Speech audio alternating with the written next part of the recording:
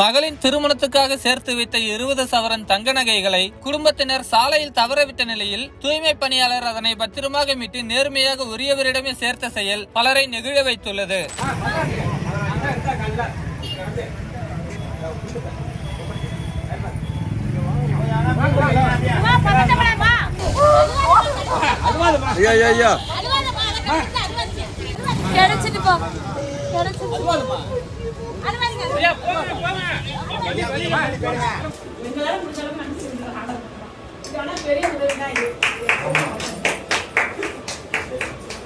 கூடுவாஞ்சேரியைச் சேர்ந்த ராதாகிருஷ்ணன் மற்றும் அவரின் மனைவி முத்துலட்சுமி உள்ளிட்ட குடும்பத்தினர் 6 பேர் திருவாரூர் மாவட்டம் ஆலத்தம்பாடியில் உள்ள தங்களின் உறவினர் வீட்டு புதுமனை விழாவில் கலந்து கொள்வதற்காக நேற்று இரவு சென்னையிலிருந்து ரயிலில் திருவாரூர் வந்தனர். இன்று காலை திருவாரூரில் தனது உறவினர் வீட்டில் அவர்கள் ரெடியாகிவிட்டு திருவாரூர் புதிய பேருந்து நிலையத்துக்கு ஆட்டோவில் வந்தனர். அப்போது ராதாகிருஷ்ணனும் அவரின் மனைவியும் தங்களின் மகளின் திருமணத்துக்காக வாங்கியிருந்த 20 சவரன் தங்க நகை மற்றும் 1 கிலோ வெள்ளி பொருட்களை தங்களின் உறவினர் வீட்டில் கொடுத்து வைப்பதற்காக பையில் கொண்டு வந்தனர். இந்த நிலையில் ஆட்டோவில் செல்லும் போது பின்பக்கமாக வைத்திருந்த நகைப்பை வழியிலேயே தவறி விழுந்திருக்கிறது.